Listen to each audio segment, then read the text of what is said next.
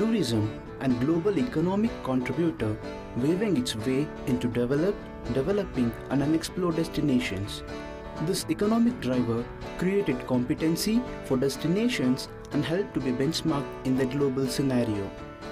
Believing on this idea, most tourism policy makers understand the importance of tourism planning and development so as to maintain sustainability among tourism stakeholders.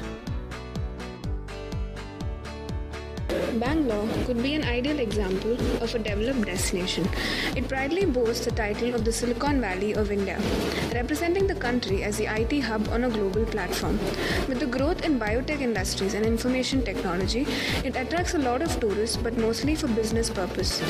Even though the city is competing internationally in terms of technological advancement, it has lost its capacity as a culture and a heritage forum for the visitors. If dwelled in deep, the city has all the resources and potential available to promote itself as a tourism spot along with its corporate image. But re-imaging Bangalore as a cultural world city and putting the bank back is quintessential since the city is the gateway to Karnataka. With great entertainment options and youthful energy being the USP of Bangalore's zest and zing needs to be marketed to the visitors. Even though Bangalore is ranked under the developed cities in the country, the journey to becoming a business hub has charged on the capacity to showcase its potential. With the creation of small public spaces for cultural, digital, multimedia shows such as shows at Tipu Palace, Fort and Devanahalli should be promoted. With pop-up urban spaces, even under and around flyovers, tourism can be amplified.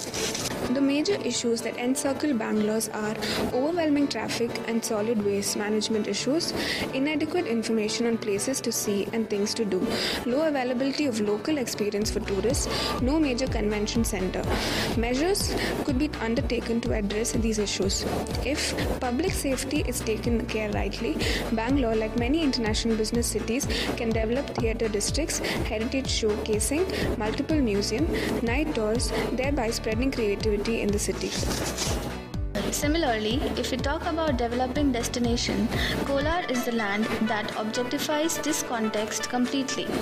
Termed as territory of gold, it is an ideal destination to visit with family, friends, and plan trips from schools and colleges. Situated on the Bangalore to Chennai National Highway, Kolar is also known for its forts and temples.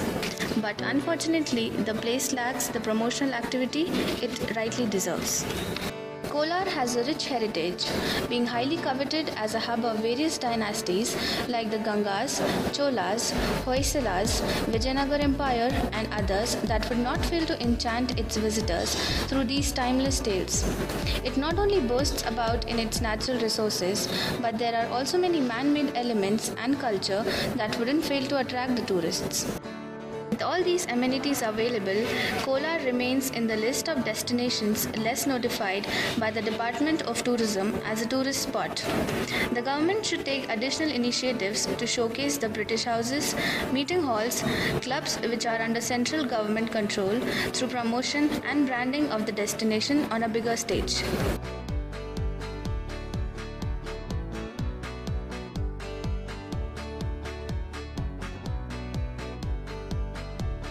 In the arena of unexplored destination, Terahalli, also known as Adima Kutera, marks its presence. The terrain appears hostile, but there are 7 villages behind this facade of stone. It doesn't take too long for one to realize that these hills are blossoming with life. Kuppahalli, Terahalli, Shivagange, Paparajanhalli, Kenchagowdanahalli and Hosahalli are some hamlets nestled in the hills. The place is situated about 6 kilometers away from the district headquarters of Kolar. Terahalli Betta is making news among literary and cultural circles of the state. Biking through the bends and curves of the hills, one can reach Terahalli.